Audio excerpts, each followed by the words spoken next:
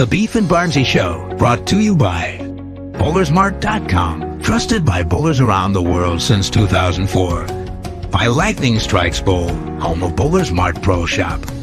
By Platinum Ford, drive the difference. By Fire Lake Bowling Center, 24 state-of-the-art lanes. By True Grit Cuttings, drive on our passion. By Road to Grip, king of them all. By 900 Global, striking worldwide.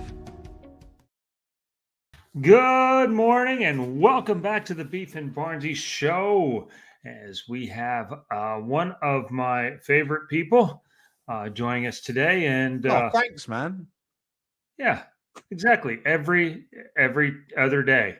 And I also have one of my longer standing friends, and I understand that you're going to say there's not that many to pick from, granted, but nonetheless, we got my favorite coach, and I think he's a coach to many of the pros, and he's going to come on today and talk about some new things he has working as well. But in between now and then, as usual, I am Barnzy, joined by the inimitable Stuart Williams. Beef Stu, how are you this morning? Yeah, Nico, Bill had the most professional bowler excuse ever for not being able to make it. I've got a washer and dryer being delivered. That is the male version of I had to wash my hair.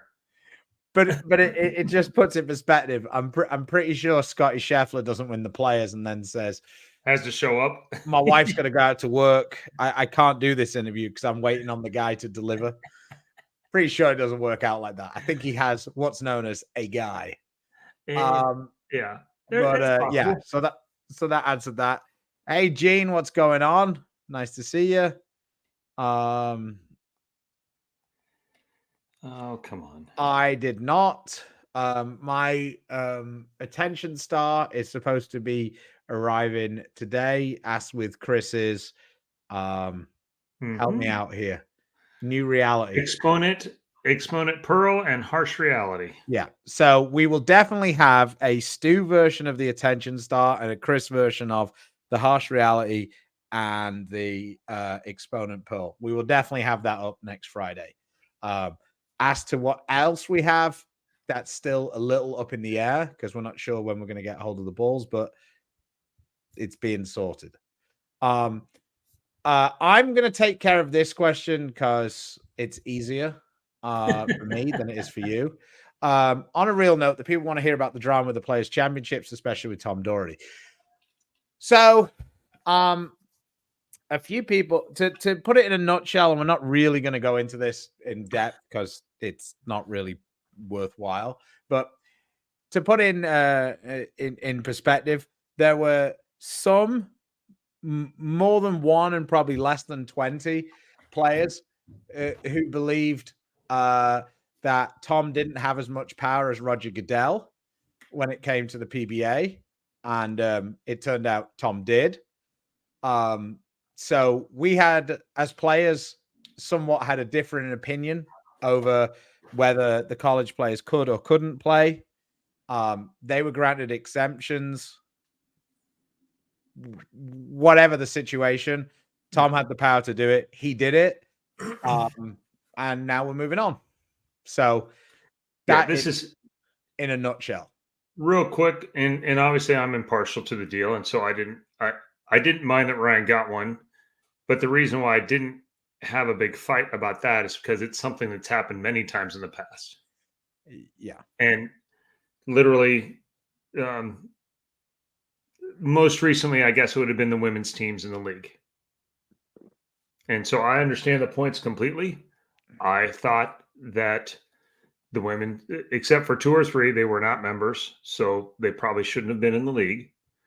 And I mentioned that to Coley as head of the players committee, and she, I hear you. And then I brought it up again more forcefully, as much as I was comfortable doing, without jeopardizing his position. And she said, noted. And yeah, I'm going to do what she felt like it brought awareness and eyeballs and attention to the league. And so it was fine that I didn't agree, and it didn't matter. And so it was beating a dead horse, which is what I thought a lot of this was. the points are valid. Should non-members be in the Players Championship? But it's the historical precedent has been many, and so I knew it was not a fight that was even worth waging at that point. So, but Yeah. And so that's the short and long of it. They got the answers, they didn't like them, and so some people went elsewhere with them. So, But like I say, really much to talk about from our point of view. after Bill crossing to beat Ryan, is he uninvited to the Christmas party this year? Depends. There's still a lot of the year left. To be fair, after leaving me and Dom at the Cashman Center, he was never invited to the Christmas party. So, I mean, that's good. That's a way back. Yeah, me and Dom never forget. Hashtag never forget. Oh, he still didn't give me the money for the taxi that he said. No. Yeah, we did have a conversation that said, okay, you leave a 3-6-10. Are you going to hook at it or are you going to throw it straight? Because one of the things about using urethane is the 3-6-10 is much easier to hook at with urethane. And when there's that much friction to the right. When there's hook on the gutter. Sometimes with reactive, when there's hook on the gutter, it actually gets harder because but at least even for me, when I was using reactive balls, the 3-6-10 was fairly easy this week because when you can kind of throw it at the 6-10 and it's going to hook. Yeah. It's okay. It's when you throw it at the 6-10 and it doesn't quite get back. And it does this number? Yeah. And you take the 6-10 out and then you go, okay, now I've got to hit it to make the 3 and you only take the 3. Yeah.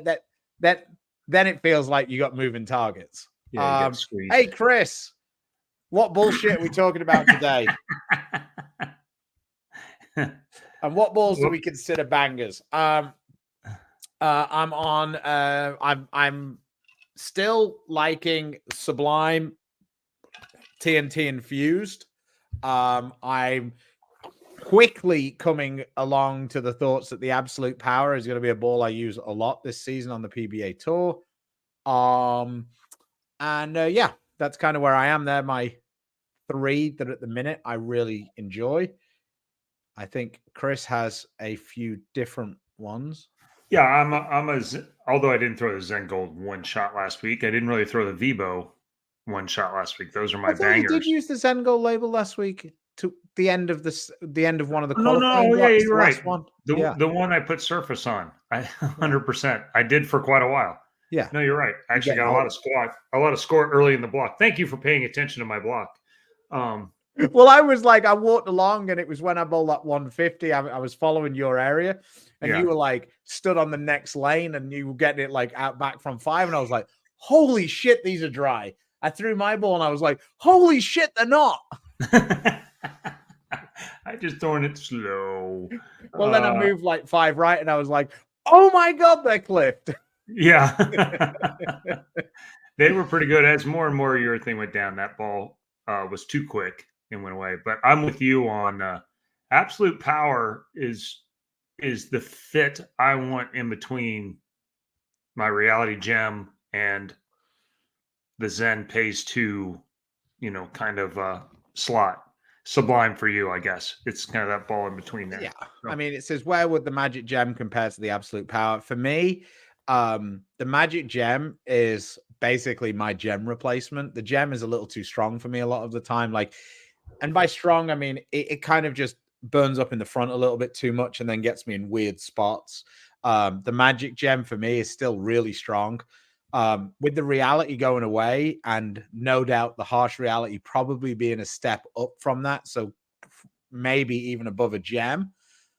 I'm going to lean towards the Magic Gem kind of being more like a reality type of scenario. Not exactly, but that ballpark. Very close to a gem, and I think the Absolute Power is a little cleaner cover. Yeah. Similar core-wise, it's big core. Yeah, I was about to say, for me, the Absolute Power is kind of like for where I would use it in the bag, it's like an asymmetrical phase 2. Kind of hooks about the same. I did try this a second ago just to kind of see.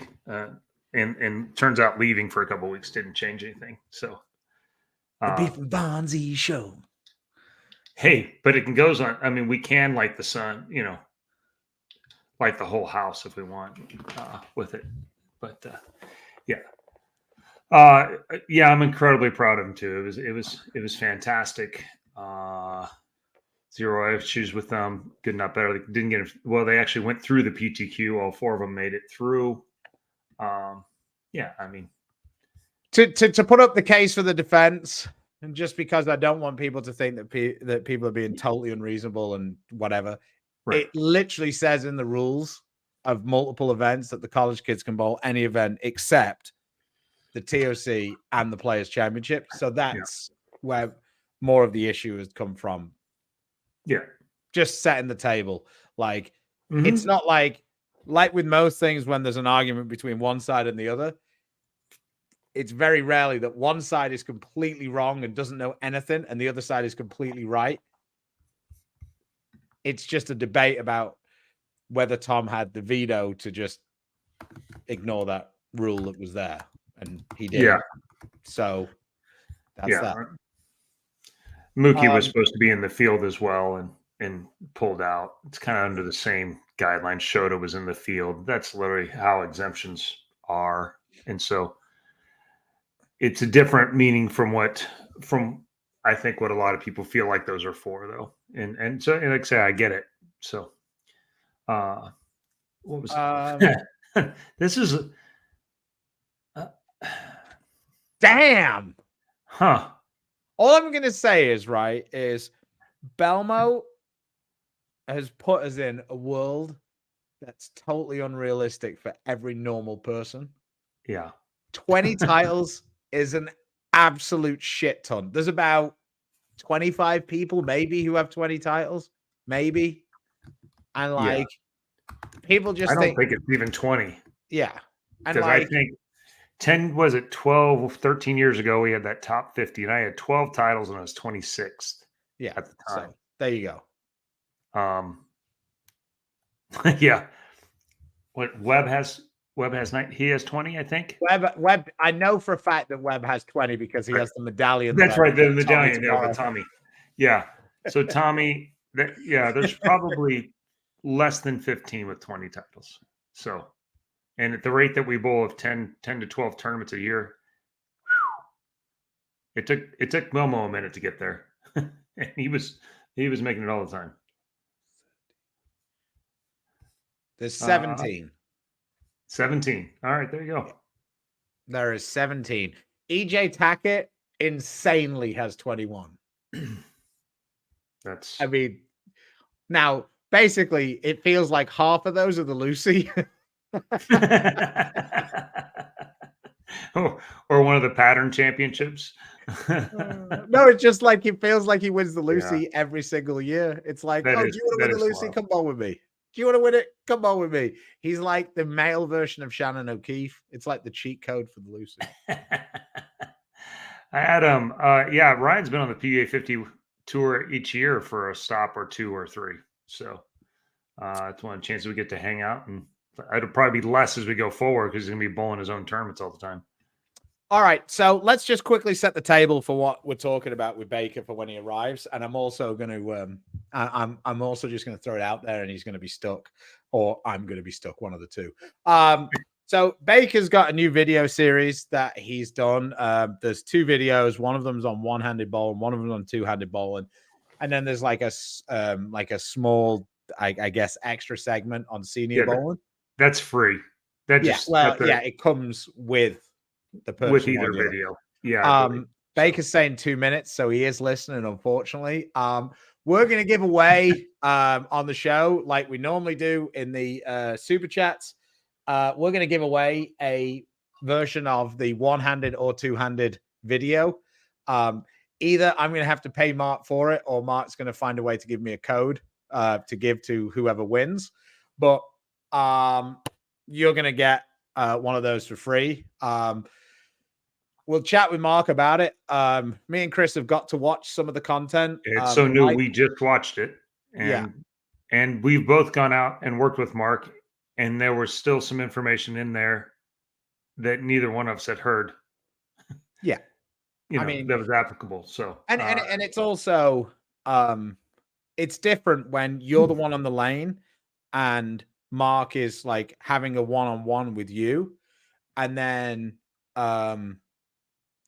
you see the information and you can understand, because you hear a lot of the same things he's talking about when he's talking with you, but then you get someone who's got like near perfect form like Prather. I mean, I couldn't believe he didn't call me and you. once upon a time, I was on the short list. I mean, yeah. But anyway, and he was talking about, some of the things that Prather was doing, and it made me realize, oh, he'd never really spoke about that when I was doing it, and I wonder if that would help. And then I did it, and then I was like, man, my ball hook's miles now. So I think that it's an interesting piece of content, and I think it's quite informative. It's just it's like I think there's a lot of things in there for one-handed, and he has the thing that really no one has put together yet, and that's a really good two-handed video. Yeah, which may not apply to a lot of us in this group, since our show is during school, and most people two-handed are under 30. But yeah, it's pretty good stuff. Baker Box. There's some things in there that talks. Did you watch the video before or after? Yeah, my man hadn't released it before. Yeah. Charlie Tap. Mookie was not going. No, that was the first time ever I think exemptions have been made into the PTQ. So,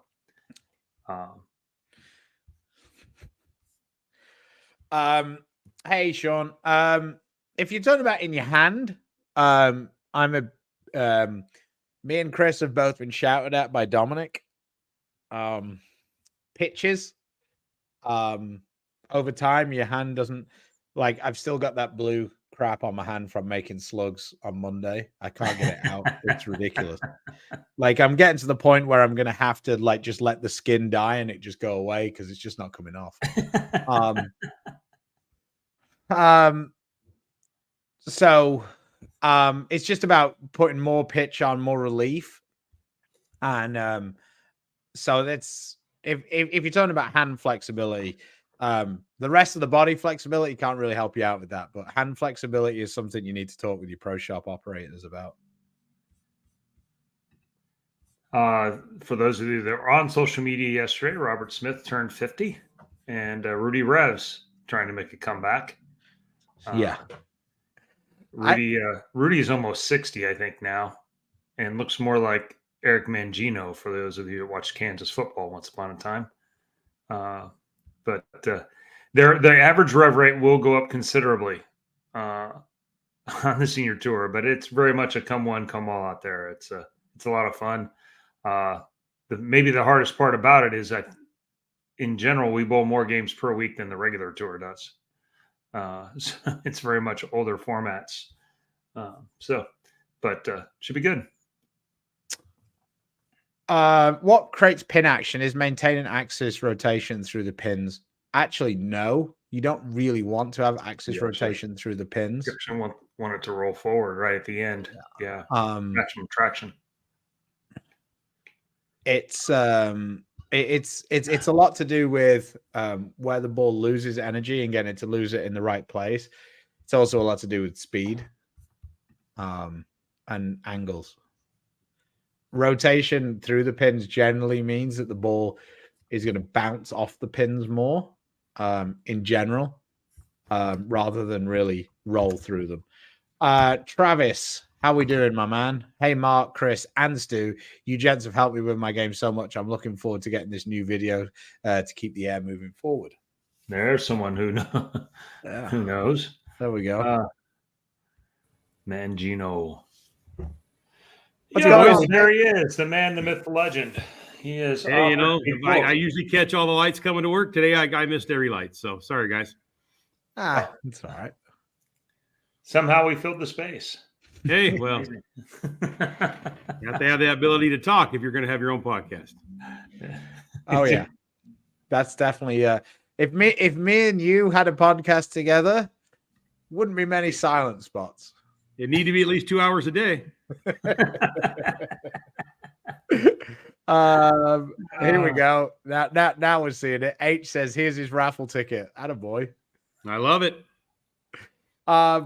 So, I was bowling yesterday, and I watched probably the first. I watched basically up until you started talking about lane play on the thing on the video, and I was noting that you were talking about the third step staying a little taller in the third step also, and I was thinking to myself, well, I've only really ever focused on the first two steps. And of course, I have a very big problem with getting like way forward.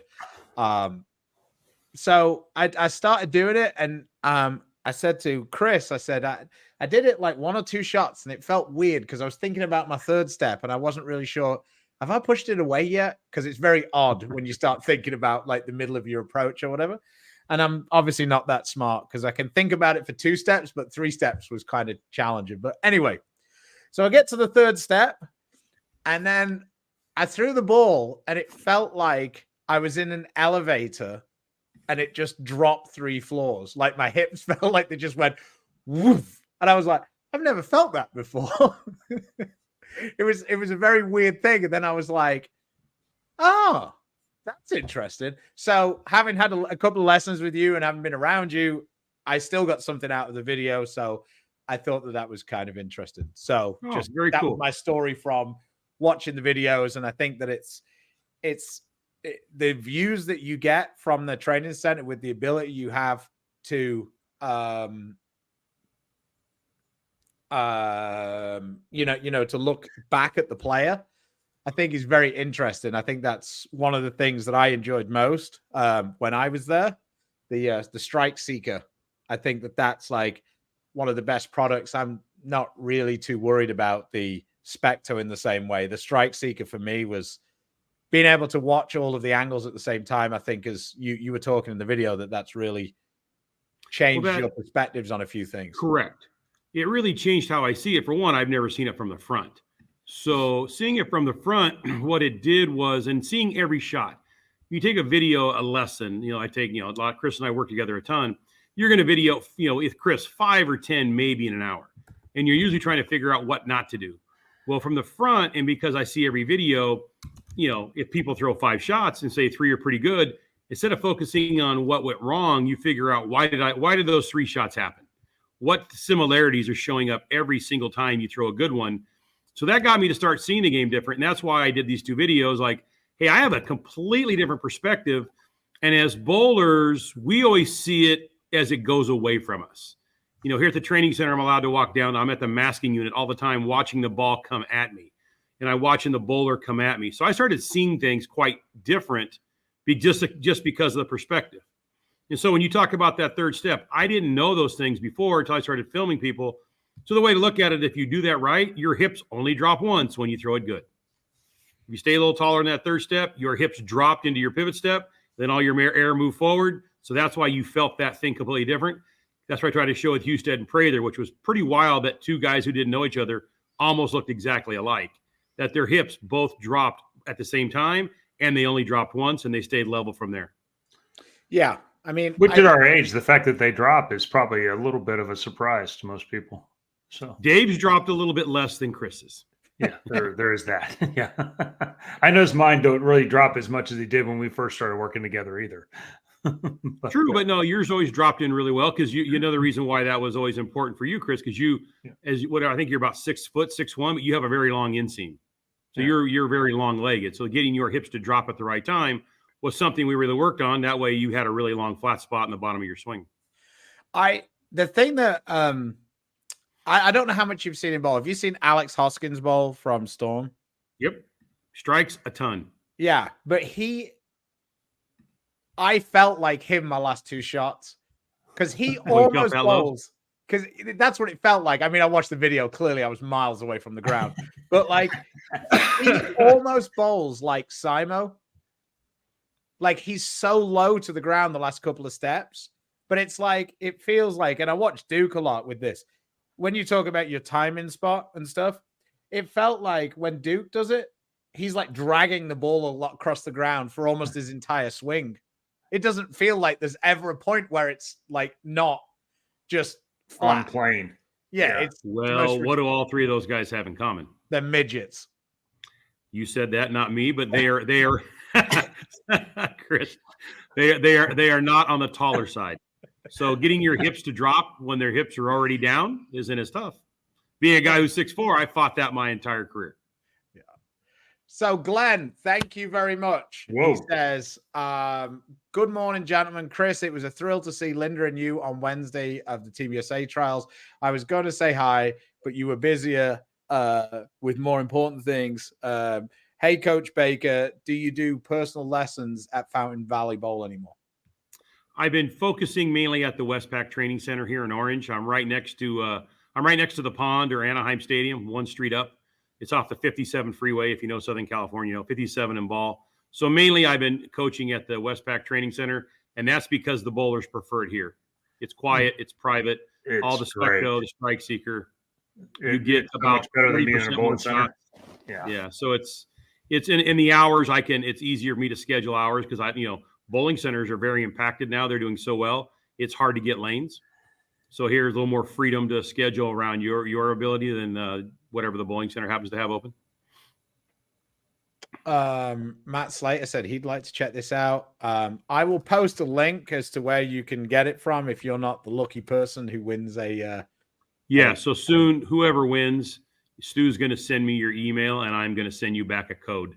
That'll let Perfect. you watch either the one-handed or the two-handed, whichever one you prefer. Brian Harnish, thank you. Hello on the show. Good morning, Coach Baker. Continuing to improve over here. Love everything you're doing with Storm. Keep up the great work. We'll see you in a new session in a month or two. So that's nice. Excellent. It's nice when you have repeat customers. It's that must be the biggest confirmation of what you're doing when you have guys coming back. If you can't have people coming back, it's hard to be a coach. I mean, you've got to be able to retain. I mean, to me, it's 80-20. That if you can't retain 80% of your customers, you're going to run out of customers as a coach. There just aren't that many bowlers. So, yeah, I mean, in the bowlers, they're just great to work with. I mean, I'm pretty up every time I give a lesson, and they have specific things they want to work on, and I try to accommodate them best I can. We have a little fun while we're doing it. People tend to get pretty good results. So, yeah, I found my niche. I think I really do enjoy it. So that's kind of how, I guess, maybe how much I like it makes the repeat business a little bit better. Yeah, I mean, it's funny because almost you don't want them repeating too often because maybe what you're telling them isn't going in as quickly. Well, if you do it for a living and that Kaiser bill comes due every month, they can take as many lessons as they like. Charlie Tapp, if you're taller on the third step, when does forward lean start, if at all? When your ball goes by your right leg.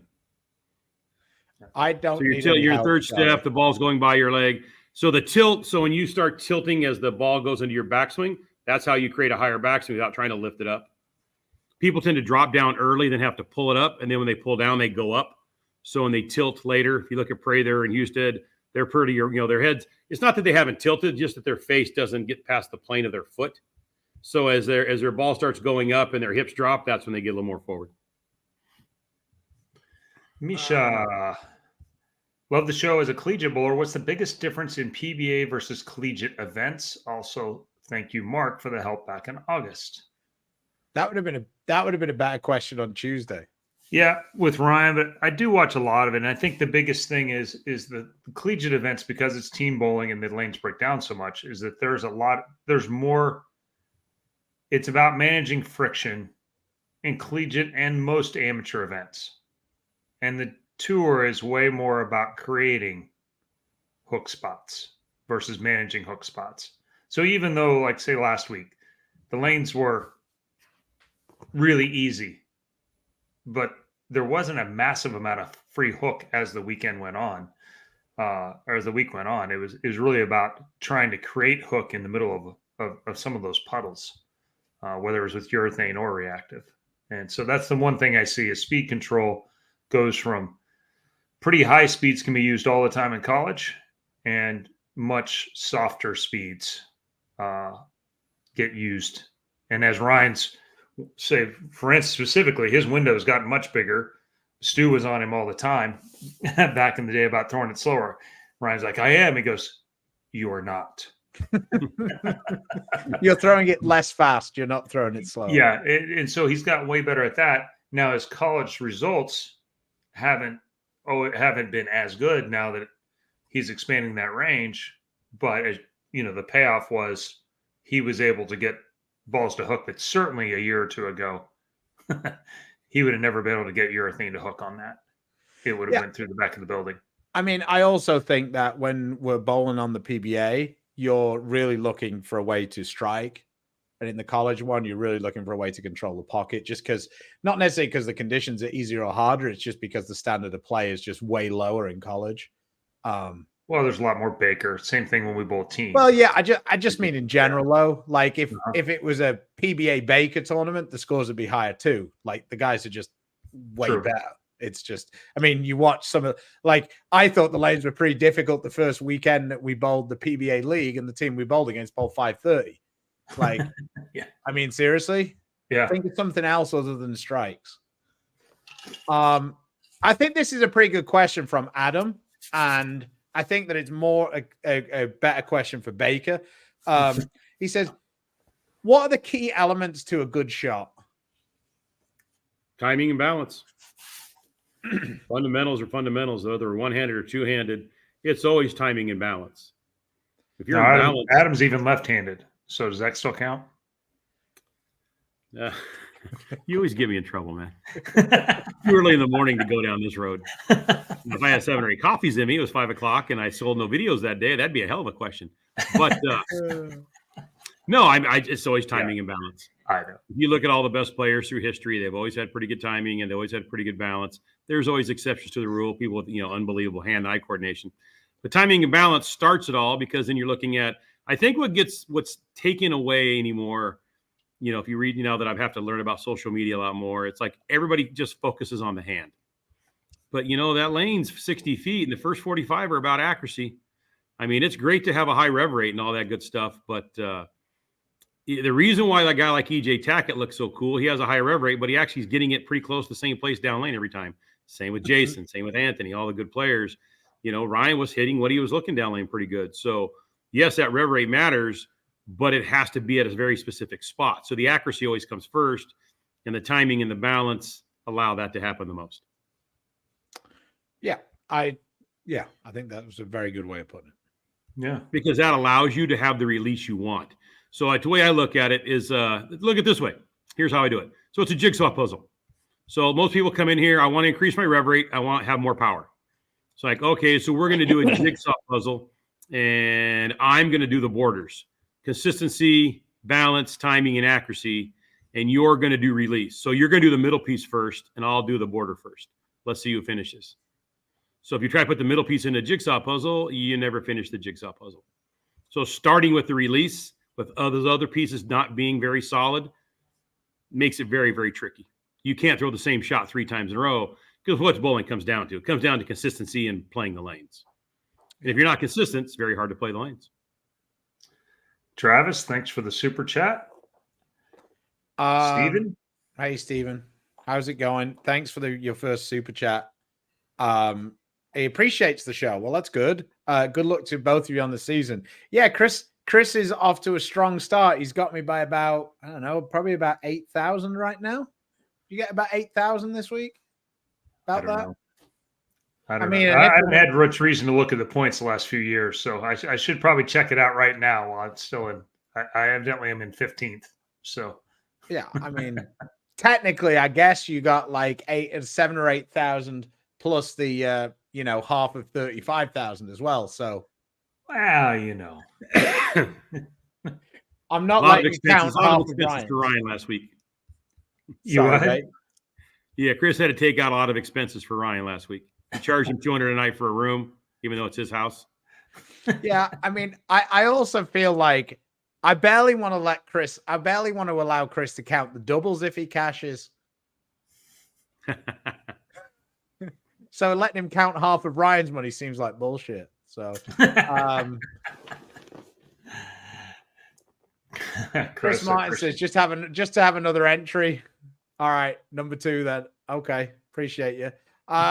Trent said it's Stu. Reminder the question got sick. What was your question? I never saw it. But sure, you can be in the drawing too. Linda says, I'll be signing up for the video lesson here soon. There you go. Love it.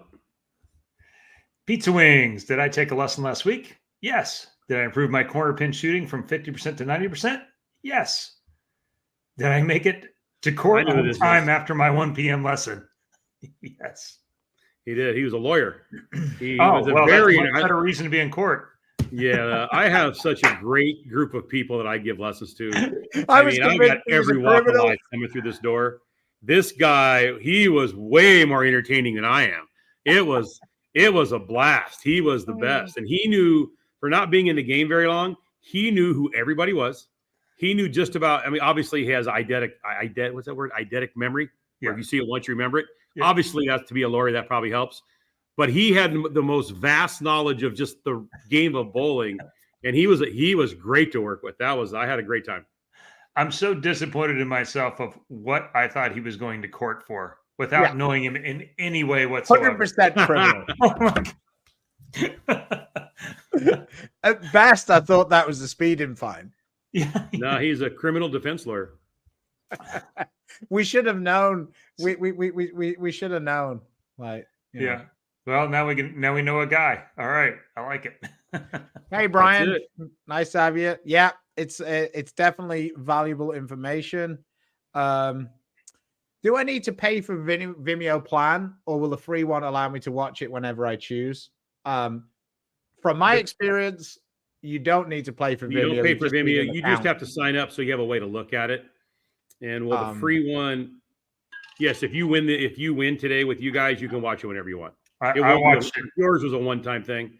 Yeah, I watched it on the free version.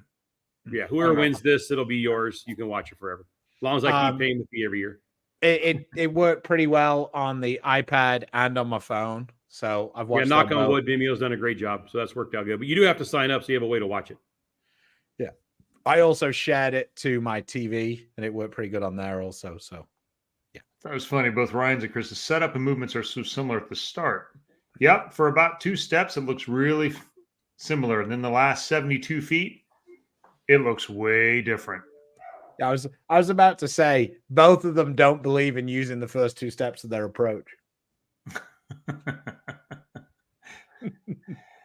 That's ironic, too, because it wasn't that way for him for a while.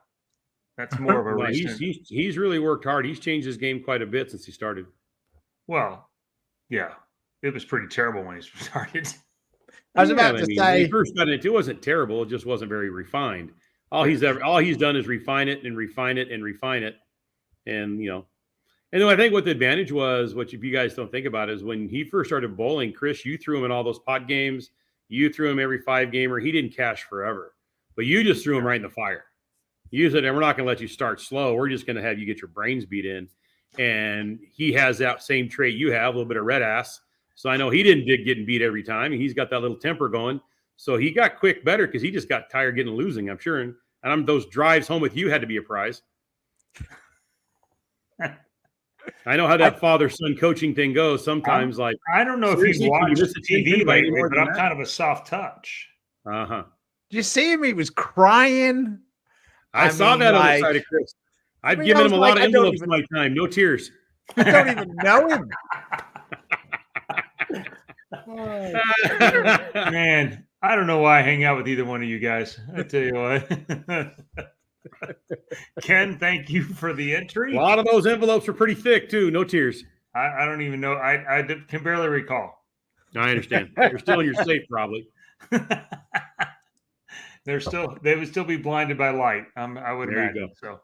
So, Jim, thanks for the super chat. You did what a bunch of people did. You didn't attach your question, so here's your question. Chris, Plano Super Bowl. We don't need to worry about this, Bakes. This is Chris. That's a local question. Fault. Plano Super Bowl has a massive amount of 710s the last month. Too many to be a coincidence. Some say the lanes are crowned. You've bowled there. What's your opinion? In general, it's because the new surface has a lot of friction in it. Your ball's rolling early. It's forcing you a little farther left. You're getting behind the head pin, and your ball's got a little less energy than it needs going through. And so this is where you need, maybe for the first time ever at Plano, you might actually need a banger there to strike. A Vibo would be my first recommendation. Yeah, I think that Plano were in a very unenviable position. Their lanes were so beat up by the end. They were almost like wood. So there was like, the track was so dominant that if you hit it, you just couldn't go through it. It automatically hooked to the pocket though. Now playing the gutter was a little tricky there, but everything else. Yeah. As long 41 feet and on, it was just about as good as you could make it. Just 1 second. And so now you have a new surface that doesn't have that built-in piece. It's just overlaid over the old cribbing, so shouldn't be anything different that way, crown, not crown. So it's literally just a new surface, and the surface hooks sooner than the old surface. And so they're doing their best to adjust to get it as close to the old pattern as possible, but it is nearly impossible to recreate the amount of wear and the track influence that was there. So I mean, you literally I would throw it at 20 miles an hour with 300 RPMs, and it would hit the pocket every single shot. Mm-hmm. Like, that isn't a lane pattern. That's gravity. I mean, it's just like the old wood centers. Like, once you got those ones where they were super grooved, you could see your ball, it would go down, it would hit the track, and it would just lock there. And if they got the oil somewhat close, it would always hit the pocket, and that's what Plano was like. Yeah. Lewis, thanks for the super chat. I took some quick videos to send for a virtual lesson, but I didn't capture my most common miss. Should I send what I have, or do I need new ones? No, you can send those. Just tell me what that miss is. Just tell me what that miss is, and I'll be able to. Yeah. Once you tell me what that miss is, and I look at your videos, I'll be able to figure it out. Lewis, that's the difference between him and us. You would have to send us your common miss for us to see. Yeah. I mean, the thing is, for me anyway, when I record, just for the people watching out there, I think that the best way to record is almost like 10 minutes at a time. Like, put your phone on and like record like 10 minutes worth of shots when you're at home and you want to catch something. Not necessarily when you're submitting it to Baker, but just in general. Because if you know you're recording, it's just not the same. Like, you always think about, I should, make sure this is a good one or whatever. And you don't want good ones on film. That's always interesting when somebody sends me 5 videos and it's 5 shots that are dead flush. Yeah. Like, what are you doing? Wow, those are pretty legit. So yeah, if you had a good one in there and you also had one that was your miss or one that just didn't do what you want and you sent those to me, that definitely helps. Yeah, it's not a job application. You're trying to get better. So, hey, 10% off. Just Pizza Wings 10. Is that what I put on the promo? That's your lawyer in case you get in trouble in California. This is the ultimate, like, call me. Yeah, we have a few billboards out here in California for all the lawyers. We got this guy, Sweet James. He's everywhere. I'm not sure what their budget is, but you got a new guy now to call. I was about to say, I don't know that I think 10% off for Chris in that situation is probably deck chairs and Titanics. Hi, Stu. Hi, Chris. Hi, thanks. Bought your new videos. Like I said, it would. Great stuff. Appreciate it, Larry. I very much appreciate it. Yeah, so far the feedback on the video has been overwhelmingly good. So I'm very, very pleased. I knew Curtis Von Kruger did the editing, and a guy named Anthony Santos was my project manager, and he and I spent way too much time on this project. This thing turned into a labor of love, because once you get into it, and then the number gets pretty big on the cost, but you're halfway in, and like, this is really good, but this is going to take a lot of work. I mean, you're competing against YouTube. So YouTube, a lot of those guys are so good at the content. So you make sure the video looked good, and make sure it was worth. Your production value was good. I like Yeah, it. so I was very Really pleased good. with how it came out. Obviously, when you look at it, like, oh, I should have said that, or if I was, because since then I've actually changed some of the things I talk about when I coach. I would add that piece. It's like, I guess it's like making music. If you want to just keep tearing it down, you'll never finish the album. Sooner or later, you got to throw it out there. So what came out was really, really good. And my only goal was to help as many people as possible with doing 2 videos. So I covered one-handed and two-handed. I covered male and female. I covered a senior player. And I also took one of the first coaches ever take a swing at talking about lane play, how to bowl on the house shots. So I did my best to help people that way. That seems to be the biggest response I've gotten so far is the Baker box stuff for house shots. That's where all the scores are coming from. So had a guy last night. He bought it on Saturday, shot his first 700, shot 260, 270 the last 2. And he goes, I never even knew that part of the lane existed. But once I understood it, it made all the sense in the world. So that's kind of what it was. How can I help the most people possible? I mean, I'm going to be 63 here in 2 months. There's a finite number of lessons I'm giving. So I want to get it out there, do as best I can before I call it a day. Stuart says, good evening, guys. What are some things to help with keeping your back at the right angle when releasing at the foul line for a two-hander? That's all in your footwork. That's actually covered extensively in the video. I use, obviously I have Jason Belmonte and I have Anthony Simonson. So pretty easy case to be made for the 2 best who ever lived. Yeah. So how they maintain that question is all in their footwork and how they create a swing. So without breaking down a two-hander's game, that kind of defeats the purpose of the video. So that's all covered in that two-handed video. And that's a very important thing because keeping your back at the right angle, that creates your swing slot for both arms. So that's a very key thing you're asking, Stuart. So excellent question. That's what creates accuracy. And when I coach two-handers, that's all I focus on. They show up with good releases. They don't ever have a problem with rev rate. They have a problem controlling it. So when you coach two-handers, it's a completely different animal than coaching one-handers. So that's one of the reasons I like my job. I get to shift gears so often because two-handers and one-handers are 2 different things. And I tried to show that in the video, so I made them completely different. Somebody's answered this. The videos are about 35 minutes each. Correct. And the videos are $75. Let me take a swing at this real quick because I got some people give me pushback on the price. So I talked to Chris about this yesterday, and he and I are the same. Chris and I have traveled a lot. So I live in Southern California, and I go to Vegas a lot. The worst thing I hate going to Vegas is I get a room. It's $100 a night, and I go for 3 nights with my family to watch Gage Bowl. So I'm expecting a bill around $330 or $300. The bill's $470. You got the resort fee. You got the bed tax fee. You got the Raider Stadium fee. You got the rent-a-car fee. You got state tax. So what I did on my video, it's $75. There are a lot of fees involved to pull this off. I'm eating all the fees for you guys. It's not 75 and then you check out, it's 92. You pay 75, your credit card statement says 75. I'm eating the Vimeo fee. I'm eating the transaction fee. I'm eating this applicable state fees. So the net, I can charge you $50 for a video, then you could check out and it's $74.99.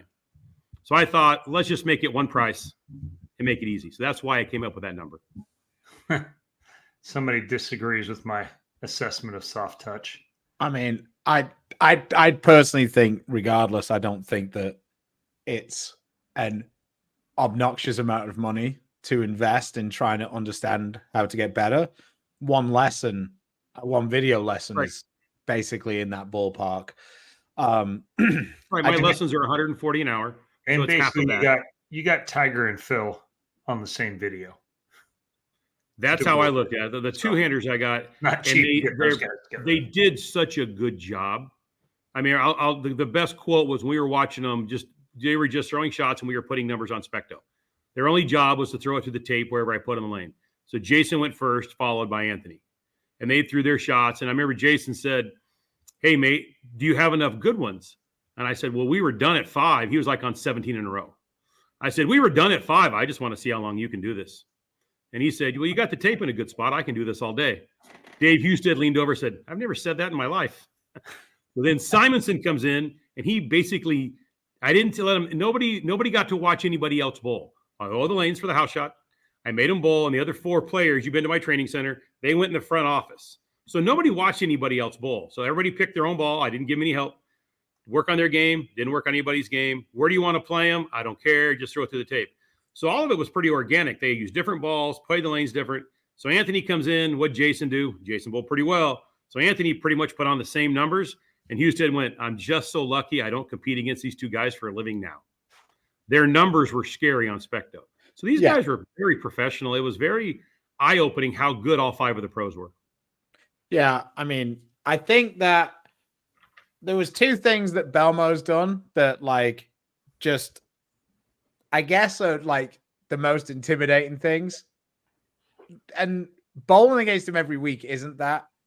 It was when he did that trick shot with the glass down the lane. Did you ever see that? He put I have not seen that. He put a quarter on the edge of on the edge of a glass.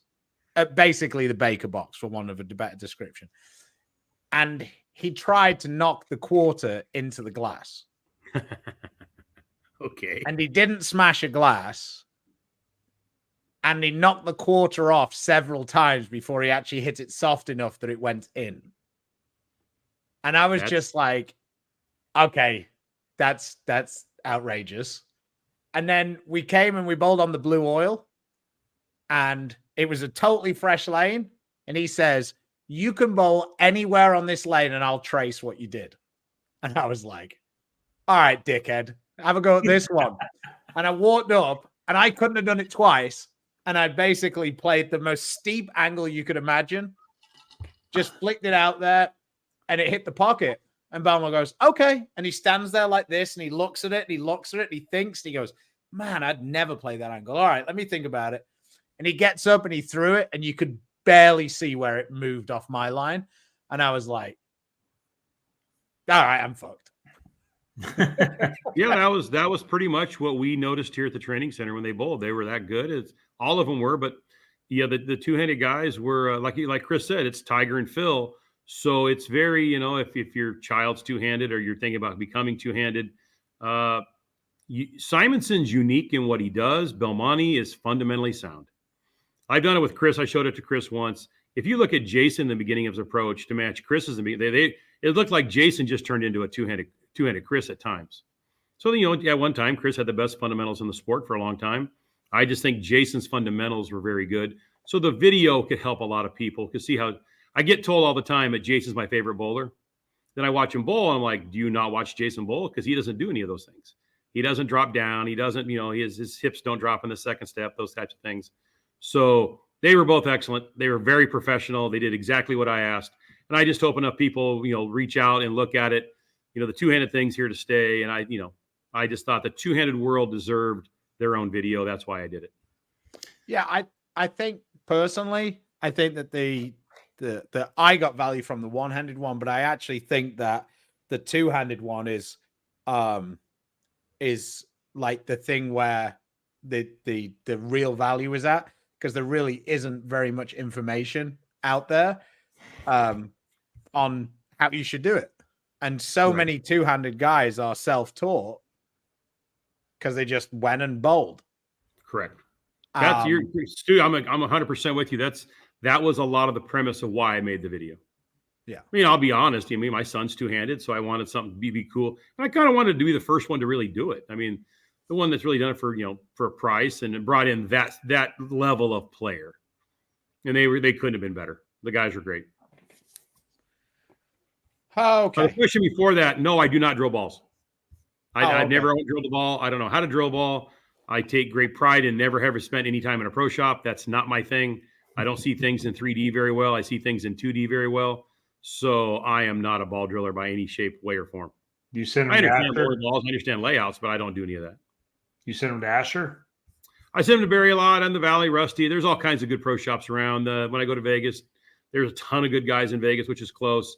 I really make sure they want to, I don't push a pro shop very hard because I get so many referrals from pro shops.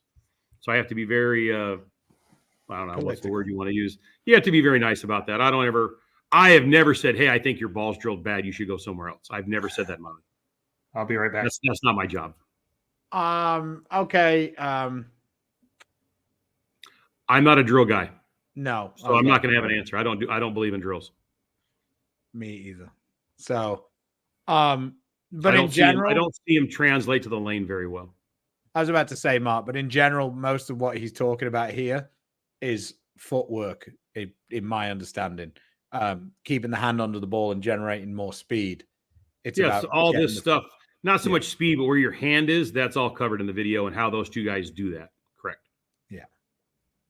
Yeah, I don't really ever see the point in drills either.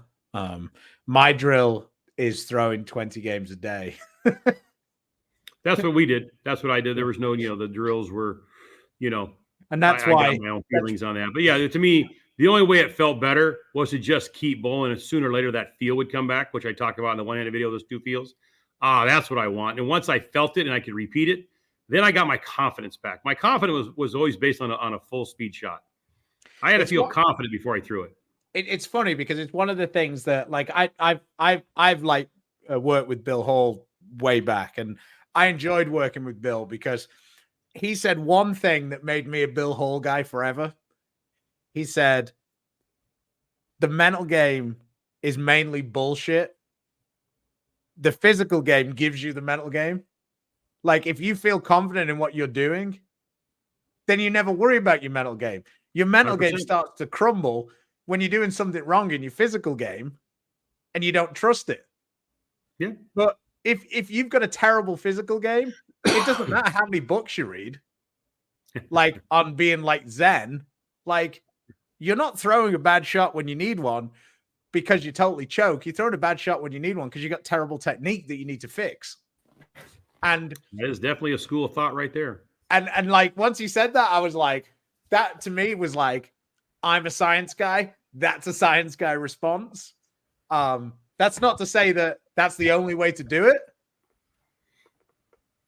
I just like that as a, like, and like, for a long time, him and Norm were pretty tight, and like, Norm doesn't strike me as a guy who spends time reading lots of books on how he should feel mentally.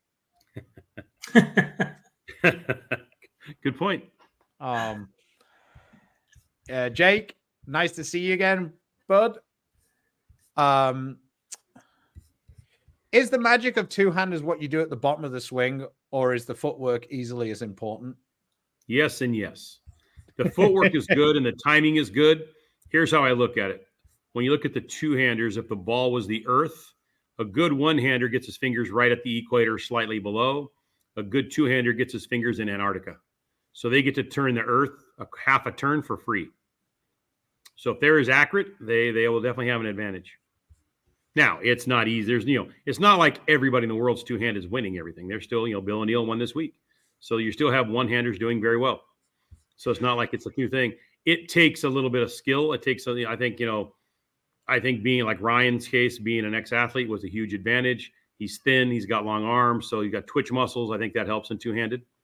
Two-handed is definitely, you look at your Matt Ogles and your Jesper Svenssons and your Chris Vyes and your Kyle Troops.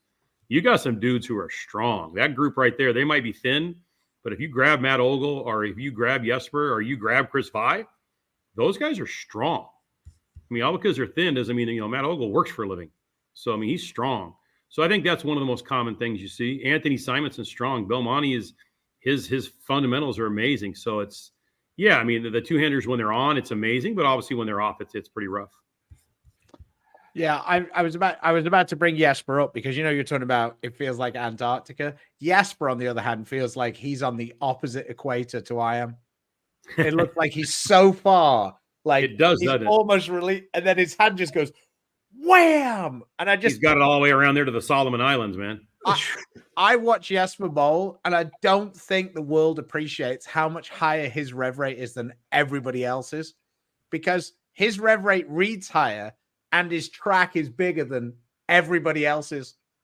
So it's like, not only is he's got more revolutions, his revolution is also further.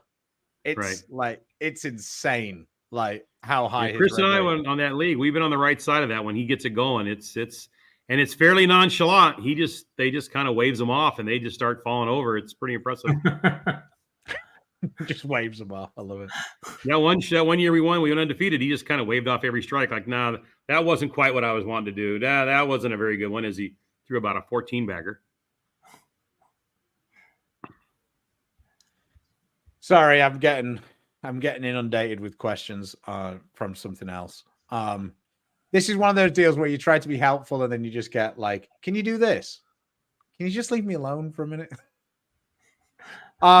It says, I'm really not sure what you were trying to say here. It says, looking to improve robe every day. I step in. Karen's working on the flat spot still. That question's for you, Stu.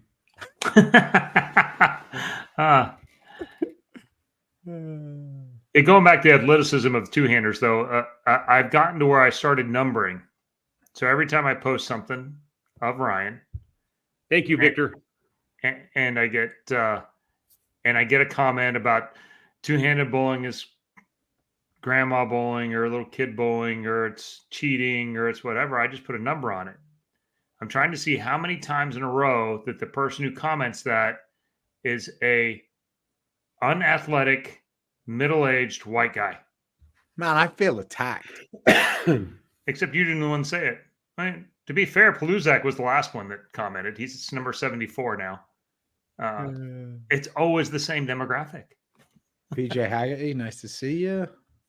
How's your head? Yeah. Good deal for the video. Recently had a 1 hour lesson with a PBA Pro and he charged $75 for the hour. I appreciate that, guys. It really is, it's, sooner or later you got to pay the thing off too. So it's, here you go. That's a nice part. Somebody said, hey, I can only come down to California once a year. He lived in Northern California. He takes a 2 hour lesson. We've done it 3 years in a row. He goes, the best part about it is now like Stu said, a lot of what I coach is in that video. I try to be very aware of that. So now he has me in his pocket for half price of a lesson and he can't come down here. It's quite the hike from north of San Francisco to come down here for a lesson. So now they have that video there all the time. So I thought there was great value when you watch it the second time, it already paid for a lesson. So that's kind of how I looked at it. So I really appreciate all your fans, justifying the number. Hey, pizza. Yeah. Chris, this guy keeps thinking you're going to get in trouble. He's obviously seen you drive. If I give him the 75% off, does that give me the 75% off my defense? There you go. That might be just pay him in Cool Wick shirts. My daughter has problems with her fingertips swelling as she bowls multiple games. The vacuum fit may be something you need to look into. If swelling is a huge issue like that, I don't do it personally, but I personally believe that a lot of this comes from when people go to fingertip, or they for whatever reason want them to feel really tight, and when you push your fingers into the holes over and over and over again, like really pushing them in every time, it starts to like create the swelling yourself almost. So I would just suggest seeing what happens if you had a slightly bigger grip. Yeah, they don't have to be as tight. That would be the other option. With great success using the Rubicon, watching reviews for the absolute power being compared to it, would this replace a reality at the top of my bag? Great show as always. It could, depending on what you bowl on. If you're just bowling league and stuff, absolutely. The absolute power could replace a reality. If you're going to bowl a few more tournaments, I think that the absolute power is probably going to be, I'm going to do it again, a little underpowered to replace a reality. Probably those are be exceptional examples. So. Yes. Thank you. But yeah, that would be what I see from it. I think that the Rubicon, the absolute power probably fits in between the Rubicon and the reality. Yeah, that's a number one ball probably in most leagues, but a 2 ball probably for a tournament arsenal. But thanks for being part of the show again, Joe. So, where are we at now? I got lost. 75% is a really excellent deal. Can't beat it. Thank you, Brian. Somebody was also confused. WTF did he just write? Yeah. It sounded like some of the messages I send to you on Siri when we're driving. You get done, you like, yeah, I don't know what that was, but yeah, when you like mistype, it's much easier. When you miss Siri, it's impossible. Because I'm like, I look at the keyboard and I'm like, well, maybe he meant that. Yeah. And the I worst think I thing said you do, invert the other day, and Siri turned into ivermectin, which is not something I've ever said nor written in my whole life. But just to I mean, like, what?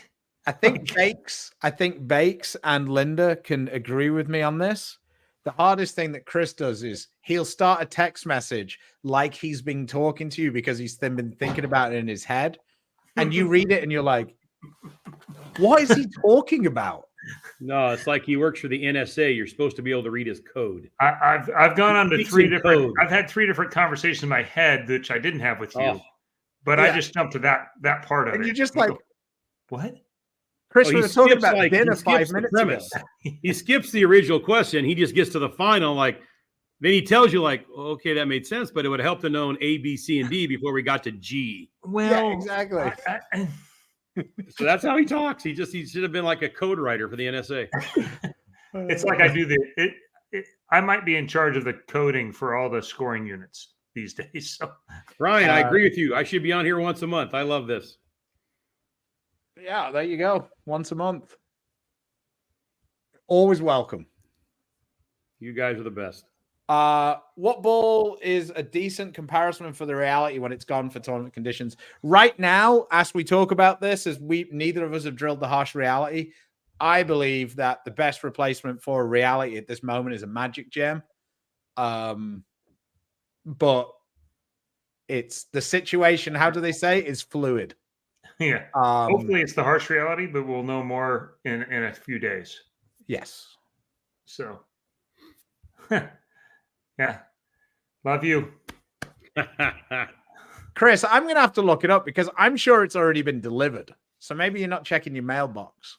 I'll have another look after the show. But when I looked it up, I was pretty sure it had already gone.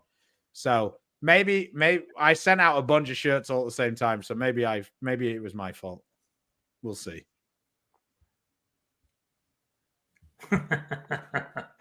The Dakota ring. Yeah, all right. I don't know, but you can pick up a shirt at beefandbarnzy.com. There is that. There is that.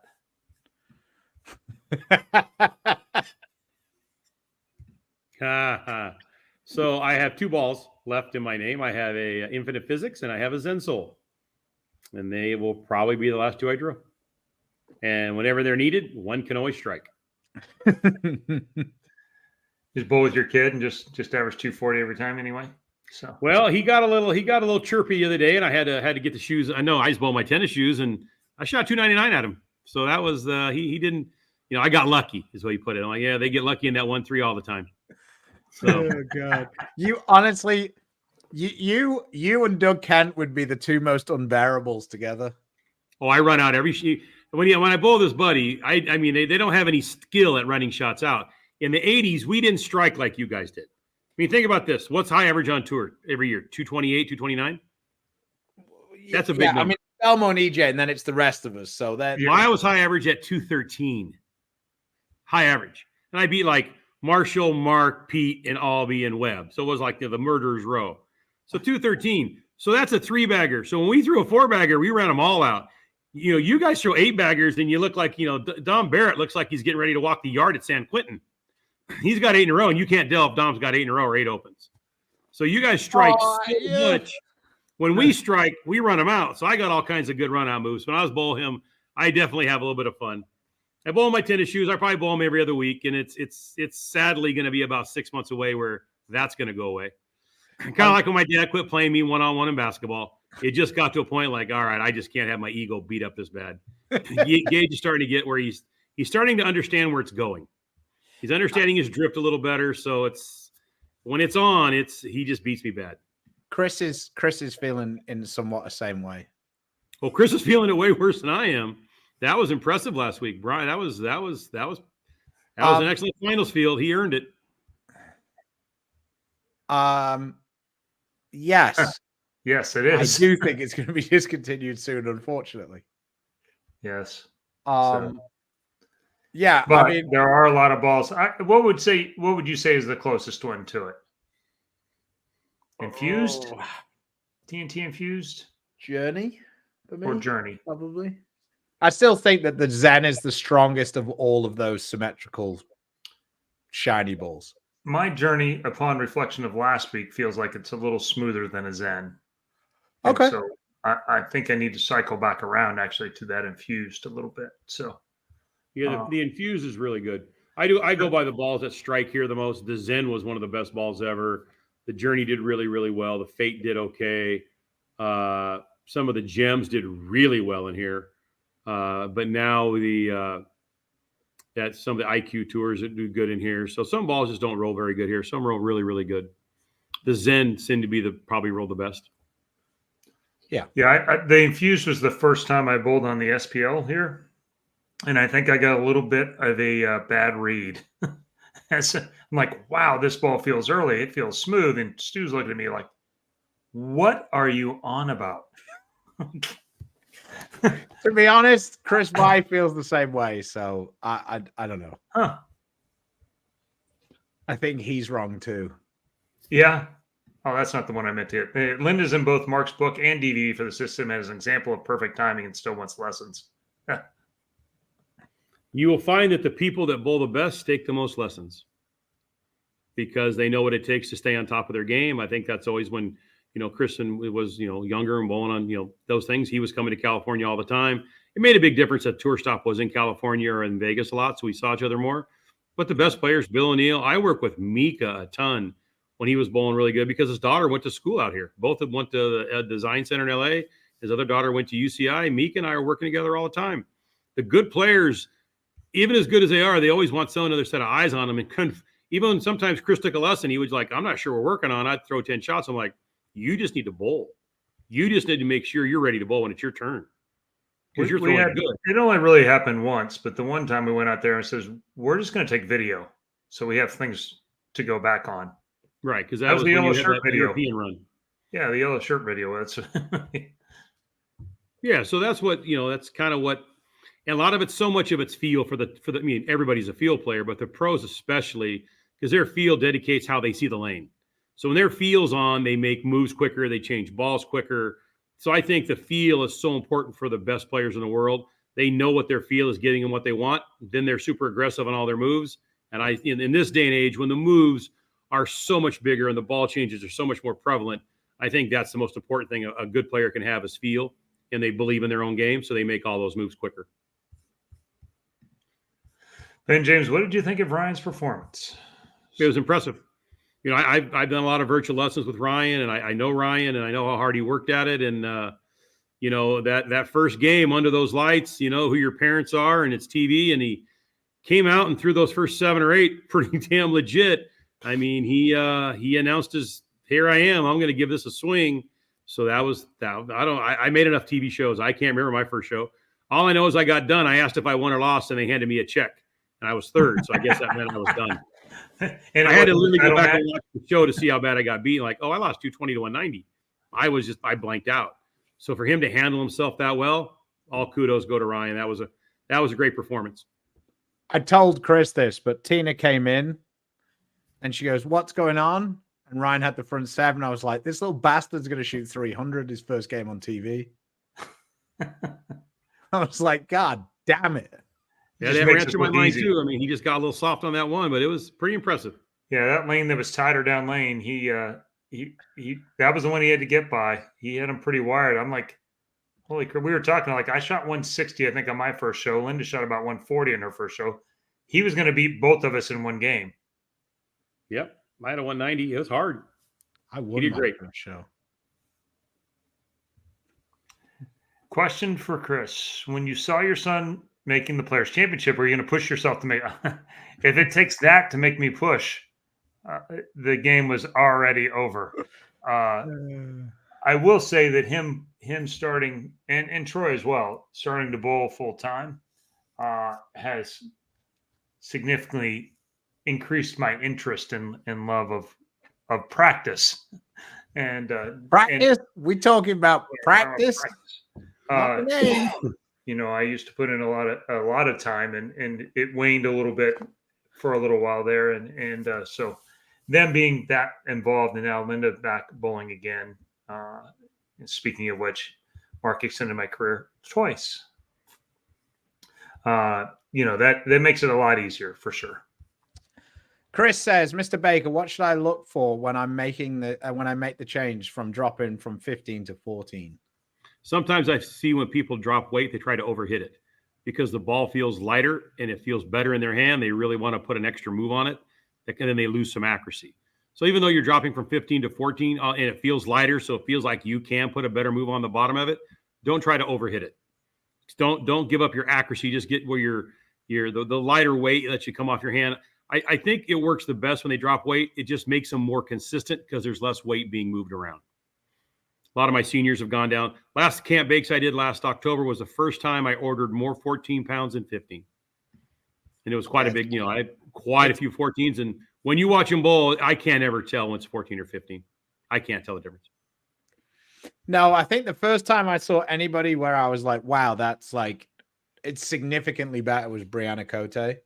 Mm-hmm. She went from somebody who was just like, she was a good bowler, but her ball never went through the pins. And then suddenly she was like making almost every TV show.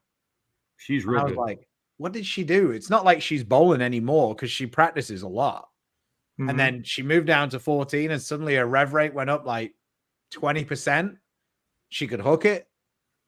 And then it was off to the races. And I was like, and like 2 years ago at the Lucy, Tina bowled and she didn't bowl very well. And I sort of had broached the conversation before and she wasn't interested in it. And I finally got her where she was too down to fight. And I said, I think it's time you tried a 14-pound ball. And she was just like, fine. And she tried it and she's really liked it ever since. Good for her. Joseph says, can the timing slot Mark mentions be achieved with early as well as late timing? Kind of no. That's the opposite of that. I just measure when your slide foot gets flat in front of your head, your swing should be parallel. So if your swing's below that, you're early. Your swing's above that, you're late. And if in both cases, if it gets past about 10 to 15 degrees either way, you're not going to use your right leg as your power source. If you're right-handed, you're going to start using your shoulder. So then you're going to add rotation in the wrong slot. You're going to start turning it where you don't want to, and you lose accuracy. I think you might be referring to the older timing references, which is push away. Yeah, you and Tommy kind of changed that for me, Chris, where you moved it very late and Tommy moved it very early. But at the where I measure, you guys were the same. Some people like moving the ball early and some people like moving the ball late. But I don't measure timing in the first two steps because you don't throw it there. So I'm not sure exactly what he means. The timing slot Mark mentions be achieved with early as well. Yeah, you can push it early and you can push it late, and you can get it in the timing slot, no problem. In the video, Danielle doesn't move it. Dave makes a pretty conservative effort, and Chris has the smallest push away, but they all measured the exact same way. They all had 3 different push aways. Maybe that's a better answer. Yeah. All right. Well, we should probably do our drawing. Our drawing. We have 30 super chats. So let me just get the randomizer. Yeah, random number generator. 1 to 30. All right, let me just share the screen for total transparency. No curtains have been used in the making of this show. I haven't pressed the button yet, so don't get excited, number 10, even though you don't know who you are. 18. That was in the middle.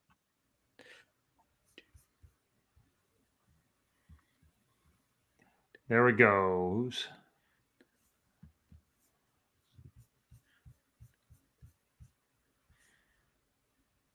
The winner was Stewie.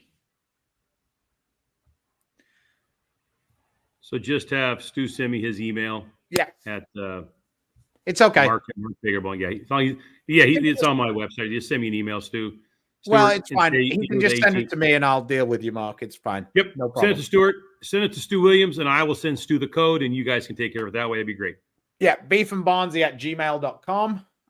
For the rest of you, if you go on Mark Baker Bowling, is that your Facebook page? If you go to markbakerbowling.com, my website, and you just click on the Games Change logo, it takes you right to Vimeo. There's a small trailer. And I'm developing a new trailer that has a little more information in it that's being built right now. So I'll have a new release, basically a new release, and see if we can't keep this thing moving. You guys have done a very good job in your hour. I appreciate it. Yeah, we are trying our best to. Thanks as always for the chat. Thanks to Mr. Baker for your help. So there you go. All right, guys. Mark, is there anything else you have? Yeah, I put you in trendsetter. That's why we got to that many. No, everything's good. Lessons are going well. Camp looks like I'm going to put it together in the next 2 weeks. Camp in late April looks good. My the PBA, my Akron Atom Splitters went 2-0 the first week. Pretty cool stuff. Great, happy for you. Look forward to watching that.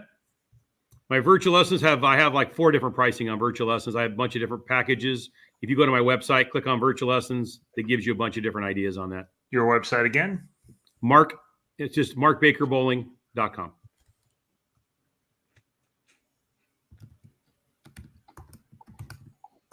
Blessed. Hashtag blessed. Hashtag blessed. I like it. So things are good. Got my next lesson sitting right here in the training center, waiting for me to quit talking. All right. All right. Well, guys, fun. Appreciate it. Let me know what day next month you need me on to help out. All right. Take it easy. See you later. I'm serious. Anytime, guys. Anytime. Right, we'll do the same thing. Every time you bring me on, we'll give out a free video. That was a blast. Your people are the best. They ask great questions. And you guys, thank you so much. All right. Take it easy. Bye now. Guys. Thanks, Mark.